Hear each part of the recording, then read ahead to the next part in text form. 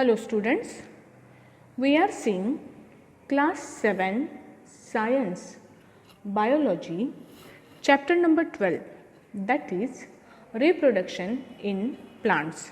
Okay, this is our first lecture of this topic, reproduction in plants.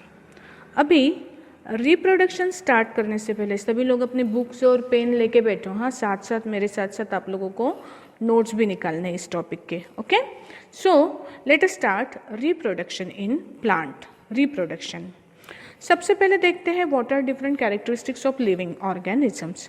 हमें पता है living organisms के characteristics we have studied. What are they? Number 1 is growth. All living organism can grow. They need nutrition, they perform respiration to get energy, they do excretion. Okay, they have definite lifespan and after some time they die.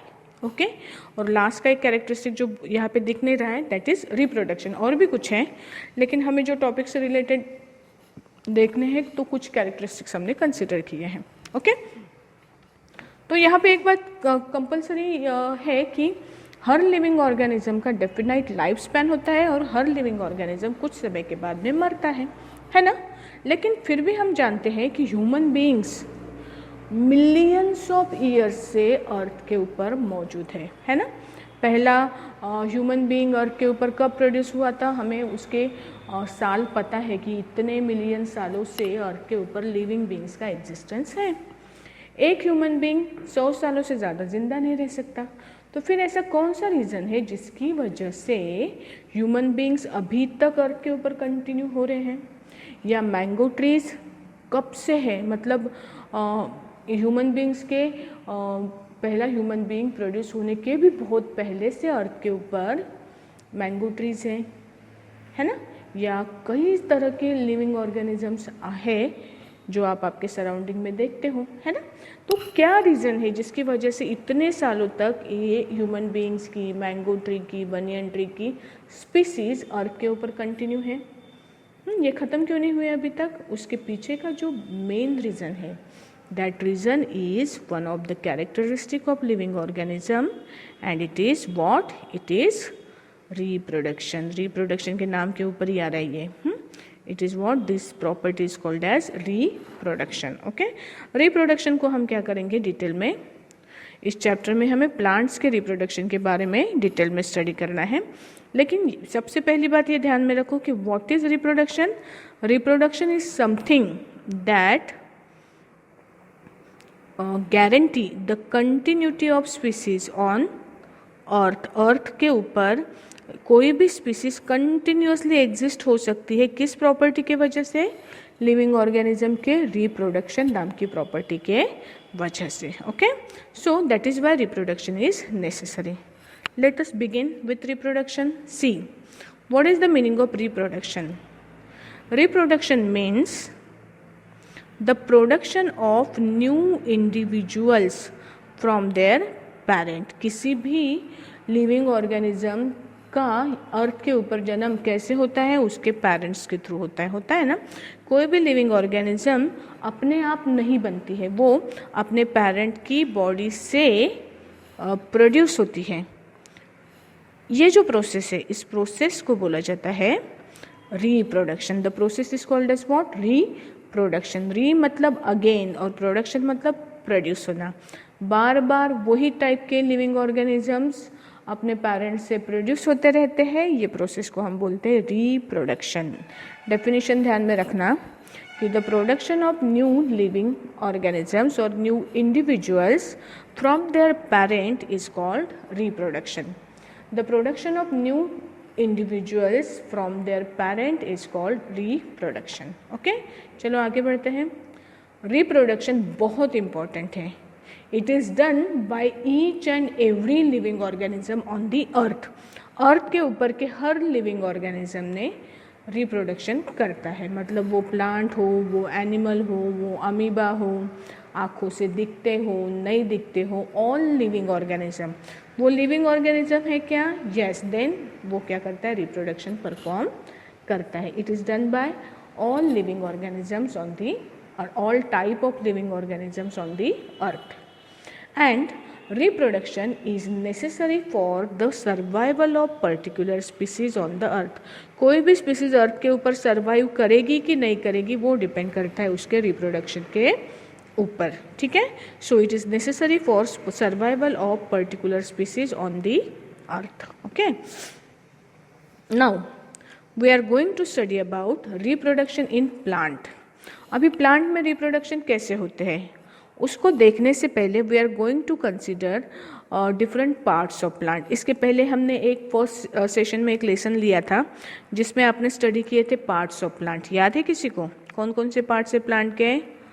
Roots है, stem है, leaves है, flowers है, fruits है, seeds है. ऐसे plants के अलग अलग पार्ट्स हैं ना. ये पार्ट्स को दो कैटेगरी में डिवाइड करते हैं. पहला पार्ट जो है वो है वेजिटेटिव पार्ट और दूसरा पार्ट जो है that is called as reproductive part. Vegetative part और रिप्रोडक्टिव पार्ट. रिप्रोडक्टिव पार्ट जो रिप्रोडक्शन में हिस्सा लेता है उसको रिप्रोडक्टिव पार्ट बोला जाता है. सेक्सुअल रिप्रोडक्शन में पार्ट जो प्लांट का हिस्सा लेता है उसे रिप्रोडक्टिव पार्ट बोला जाता है और बाकी के जो पार्ट्स हैं उसे बोला जाता है vegetative parts. Vegetative parts. Okay, तो इस हिसाब से there are two types of parts of plant. Number one is vegetative parts of plant जिसमें आते हैं root, stem and leaves. Root, stem and leaves ये वेजिटेटिव पार्ट्स है प्लांट के. और रिप्रोडक्टिव पार्ट्स में आते हैं फ्लावर्स. फ्लावर्स क्या है? फ्लावर पार्ट का रिप्रोडक्टिव पार्ट है. फ्लावर पार्ट का रिप्रोडक्टिव पार्ट है. तो ये जो दो तरह के पार्ट्स हैं ना प्लांट के, ये दोनों तरह के पार्ट जो है वो रिप्रोडक्शन करते हैं लेकिन उनकी मेथड अलग अलग होती है. जैसे फ्लावर का जो रिप्रोडक्शन होता है उसे बोला जाता है सेक्सुअल रिप्रोडक्शन. और जो वेजिटेटिव पार्ट्स है, ये वेजिटेटिव पार्ट्स अगर आपने ज़मीन के अंदर सो किए या ज़मीन के कांटेक्ट में वो आए तो वो क्या करते हैं, अपने जैसे प्लांट्स बनाना खुद स्टार्ट कर देते हैं. तो ये जो तरीका है इसे असेक्सुअल रिप्रोडक्शन बोला जाता है. ओके, तो depending on different parts of plant there are different methods of reproduction. There are different methods of reproduction. What are they? Let us see. The plant produce their offspring. Offspring का मतलब होता है babies. ध्यान में रखो, bracket में लिख लो. Plants produce their offsprings by two ways. दो ways से प्लांट क्या करते हैं, उनके babies produce करते हैं. पहला by using their vegetative part and second by using their reproductive part. So depending on this there are two types of reproduction, asexual and sexual.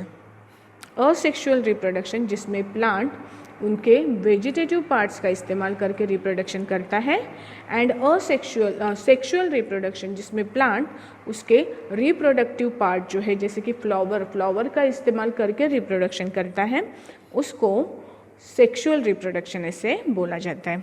इसको और एक तरीके से हम देखते हैं कि रिप्रोडक्शन की वो मेथड जिसमें सिर्फ एक ही पेरेंट का काम है या रिप्रोडक्शन जिसमें सिर्फ एक पेरेंट की इन्वॉल्वमेंट होती है उसे बोला जाता है असेक्सुअल रिप्रोडक्शन जिसमें दो पेरेंट्स चाहिए, मदर और फादर या male and female, both type of parents are involve, then उसे हम बोलते हैं सेक्सुअल रिप्रोडक्शन. फ्लावर का स्ट्रक्चर याद है? सॉरी फ्लावर का स्ट्रक्चर याद है? फ्लावर में मेल और फीमेल पार्ट था, स्टामेन, पिस्टिल, याद है क्या? तो वो जो पार्ट है ना फ्लावर वो सेक्सुअल रिप्रोडक्शन के लिए इस्तेमाल किया जाता है जिसमें मेल फीमेल दोनों पेरेंट क्या होते हैं प्रोसेस में इन्वॉल्व होते हैं. और असेक्सुअल रिप्रोडक्शन में सिर्फ एक ही पेरेंट की ज़रूरत होती है तो उसे बोला जाता है असेक्सुअल रिप्रोडक्शन. उसमें रिप्रोडक्टिव पार्ट्स की ज़रूरत नहीं होती. Okay, so these are two different types of reproduction. Plants दोनों मेथड्स का यूज़ करते हैं, असेक्सुअल रिप्रोडक्शन भी करते हैं और सेक्सुअल रिप्रोडक्शन भी करते हैं. ठीक है, let us move to the next page. See, अभी हम देखेंगे असेक्सुअल रिप्रोडक्शन को डिटेल में. What is the meaning of asexual reproduction? Asexual reproduction, a process in which new plants are reproduced without production of seeds. देखो, जिस process में seeds के अलावा किसी पार्ट से रिप्रोडक्शन होता है, फ्लावर और सीड्स छोड़ के, फ्लावर अलग चीज़ है, सीड्स उसके बाद में आते हैं, ऐसे रिप्रोडक्शन की प्रोसेस जिसमें सीड्स प्रोड्यूस नहीं होते हैं या without production of seeds reproduce होता है नया प्लांट, ऐसे मेथड को बोला जाता है असेक्सुअल रिप्रोडक्शन. ध्यान से सुनो, asexual reproduction means a process in which new plant are reproduced without production of seed. Without production of seed is called asexual reproduction. उसे asexual reproduction ऐसे बोला जाता है. प्लांट्स कई अलग अलग मेथड्स का इस्तेमाल करके असेक्सुअली रिप्रोड्यूस होते हैं, जिनमें पहली मेथड है vegetative propagation, second method is budding, third method is fragmentation and fourth method is spore formation. Okay, these are different methods of asexual reproduction in plant. What are they? Vegetative propagation, budding, fragmentation and spore formation. Okay, इन सारे methods को हम detail में study करने वाले हैं, but आज हमारा फोकस होगा वेजिटेटिव प्रोपगेशन के ऊपर. Okay, let us C what is the meaning of vegetative propagation. Vegetative propagation study करने से पहले कुछ एग्जाम्पल डिस्कस करते हैं. आपके घर में ऐसे होता है क्या कि किसी फ्रेंड के घर जाओ, उसके घर पे एक गुलाब का फूल होता है जिसकी स्मेल बहुत अच्छी होती है, कलर बहुत सुंदर होता है, फिर मम्मी उसको बोलती है कि एक हाथ उसकी ब्रांच होगी तो मुझे दे दे, मैं मेरे घर पे भी लगाती हूँ. ऐसे होता है क्या? ऐसे हुआ है क्या कि सिर्फ किसी कोई प्लांट है जो बहुत पसंद आया, उसकी सिर्फ ब्रांच लेके आए और अपने यहाँ पे मिट्टी में लगा दिया, उससे नया प्लांट बन गया? देखा है आपने?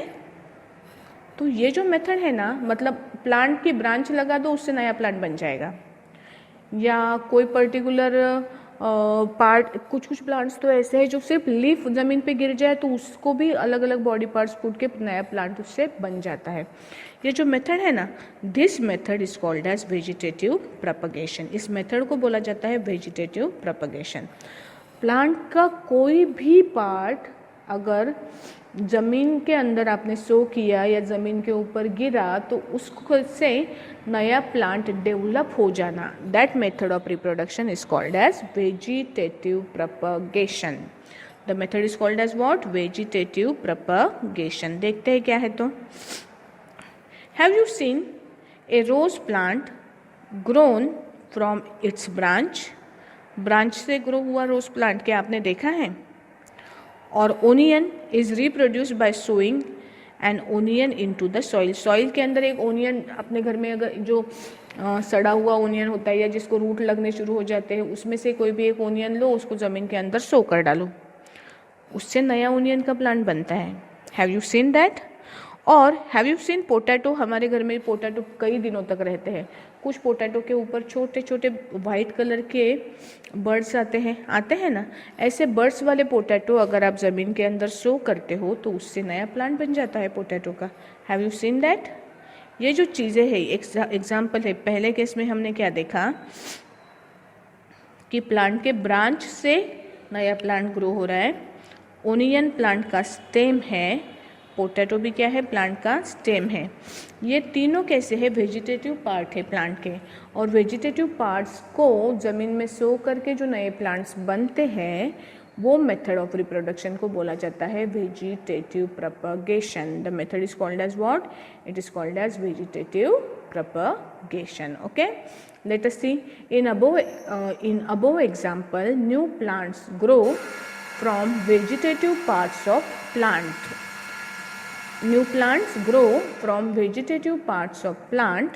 This type of asexual reproduction, इसमें फ्लावर इन्वॉल्व नहीं है, सीड्स इन्वॉल्व नहीं है, मतलब ये asexual reproduction की मेथड है.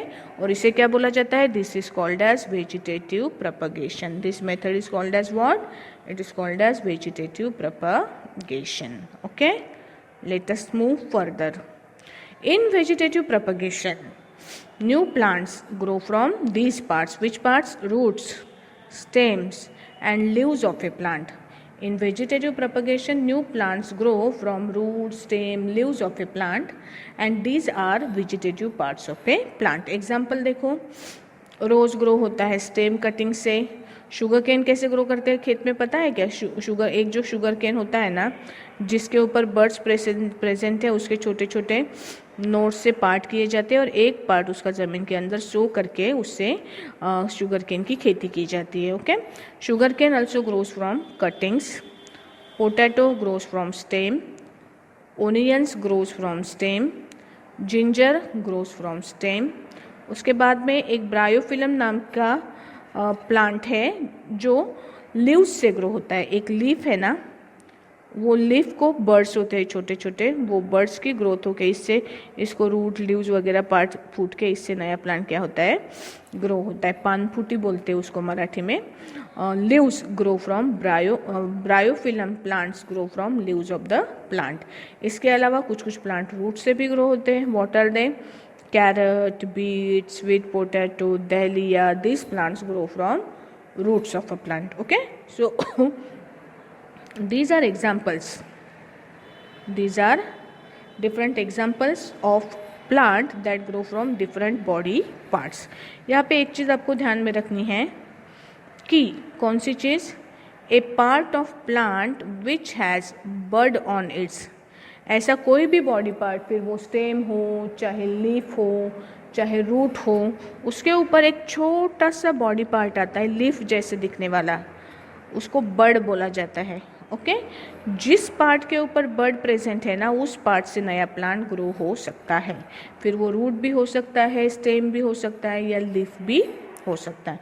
बस उस पार्ट के ऊपर बर्ड्स प्रेजेंट होने चाहिए. ओके, यहाँ पे और एक एग्जाम्पल मैंने कंसिडर किया है. देखो, it is related with cactus plant. पता है कैक्टस का प्लांट, उसका कोई भी पार्ट अगर ज़मीन के ऊपर गिरता है और वो प्लांट को से नया कैक्टस का प्लांट जो है वो ग्रो होने की एबिलिटी उसमें होती है. मतलब कैक्टस का लीफ गिरे, चाहे लीफ तो उसमें स्पाइन जैसे होते हैं ना, कांटों जैसे, वो गिरा तो भी नया प्लांट बनेगा, स्टेम से भी बनेगा, रूट से भी बनेगा. ठीक है. So parts of plant like cactus get detached from the main body. Main body से वो अलग हो जाता है कोई तो भी एक part, and start to grow into a new plant. उससे न्यू प्लांट क्या होता है, बनना स्टार्ट होता है. This is what we call as vegetative propagation. This is vegetative propagation. Okay, आगे बढ़ते हैं. वेजिटेटिव प्रोपगेशन से प्रोड्यूस होने वाले plant. Plants produced by vegetative propagation grow fast. ये बहुत फास्ट ग्रो होते हैं और bear flowers and fruits earlier than these produced from seeds. आप सीड्स लगाओ, फिर उससे एक लीफ निकलेगा, फिर और उसको ब्रांच मतलब स्टेम ग्रो होगा, ब्रांचेस फूटेगी, बड़ा होगा, मैच्योर होगा, बाद में फ्लावर्स और फ्रूट्स आने स्टार्ट होते हैं ना. लेकिन अगर मैंने कोई रोज़ की ब्रांच अगर मेरे आंगन में लगा दी मिट्टी में, तो उसको बहुत कम समय में उसको फ्लावर्स आना स्टार्ट होते हैं, फ्रूट्स भी बहुत फास्ट ऐसे प्लांट्स को ग्रो होते हैं. बराबर है. सो दैट इज़ वाई ये प्लांट्स लगाना लोग ज़्यादा प्रीफर करते हैं. और दूसरी बात, मुझे रोज़ का फ्लावर जो पसंद था, उसका कलर और स्मेल मुझे बहुत अच्छी लगी थी, तो उसकी कोई ब्रांच अगर मैंने निकाल के मेरे आंगन में लगाई, तो वो प्लांट का जो फ्लावर होगा, उसका स्मेल, उसका कलर एग्जैक्टली अपने पेरेंट की जैसा होगा. ओके, तो ये दो चीज़ें होती है प्लांट्स जो वेजिटेटिव पार्ट से ग्रो होते हैं उससे रिलेटेड. पहला पार्ट, ये बहुत फास्ट ग्रो होते हैं, उनको फ्लावर्स और फ्रूट जल्दी लगते हैं. और दूसरा, they are exact copies of their parents. They are exact copies of their parents. और एक बात ध्यान में रखने लायक है कि ये जो प्लांट्स है ये प्रोड्यूस होते हैं सिंगल पेरेंट से. ये प्लांट्स कैसे प्रोड्यूस होते हैं? इसमें सिर्फ एक पेरेंट की इन्वॉल्वमेंट होती है. It do not need to parents. Okay, that is why it is an example of asexual reproduction. Okay, so यहाँ तक आज के लिए सफिशिएंट है. आपको ये सारे टॉपिक्स के नोट्स क्या करने हैं, आपके बुक के अंदर लिख लेने हैं, और लिखने के बाद में इसके मतलब इसको स्टोर करके रखो फिलहाल तो, क्योंकि फ़ोटोज़ आप मुझे सब भी पूरे चैप्टर के फ़ोटोज़ मुझे एक साथ देने हैं आपको. ठीक है ना. इसके लिए ये लिख लो और मुझे इन्फॉर्म करो कि ma'am I have done my homework. Okay, बाकी का पोर्शन जो है वो नेक्स्ट वीडियो में देखेंगे. तब तक के लिए बाय.